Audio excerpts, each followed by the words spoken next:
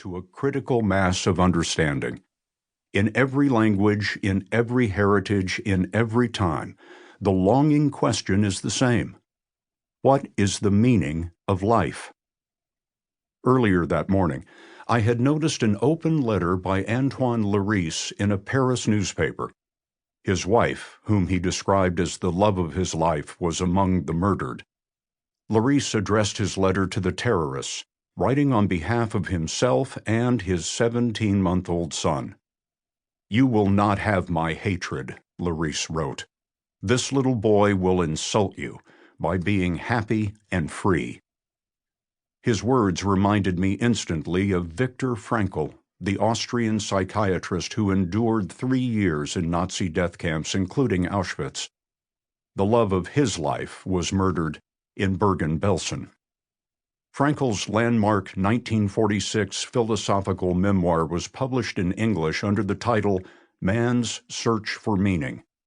Frankl wrote, "Everything can be taken from a man but one thing, the last of the human freedoms, to choose one's attitude.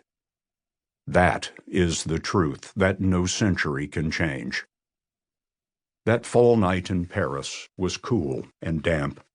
I anchored the CBS Evening News from the granite sidewalk of the Pont Notre Dame Bridge, overlooking the 670-year-old Gothic cathedral. London plane trees, relatives of the American sycamore, were sacrificing the last of their color to the Seine. To my right, a clock high on a lamppost reached toward 1 a.m., 6 hours ahead of New York and near the end of our broadcast. I closed our report with images of the mourners and the candlelight vigil and an essay describing Larice's letter and Viktor Frankl's insight.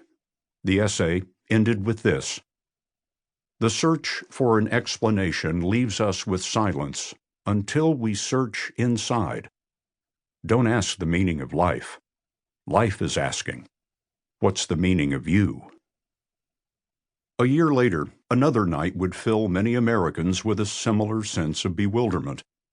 On November 8, 2016, I was on the air trying to explain a presidential election that carried us into uncertainty.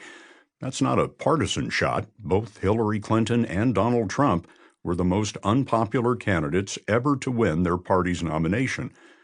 Many voters held their nose with one hand and tossed the dice with the other.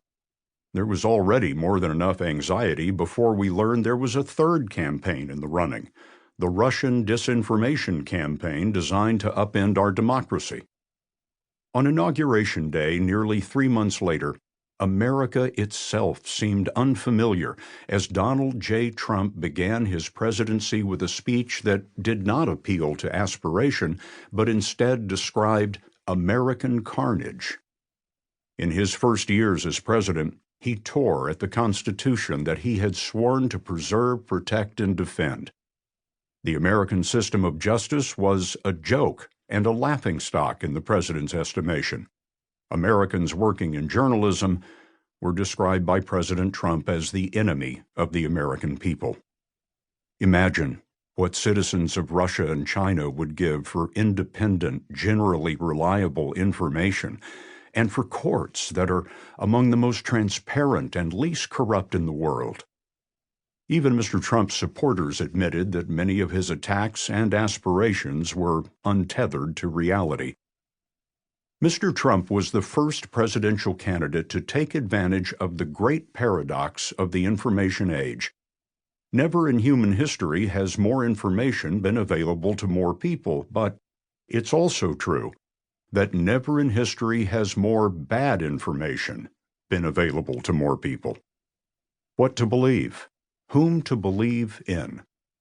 Viktor Frankl's answer, restated 70 years later by Antoine Larice, is to believe in our ability as individuals to triumph over fate.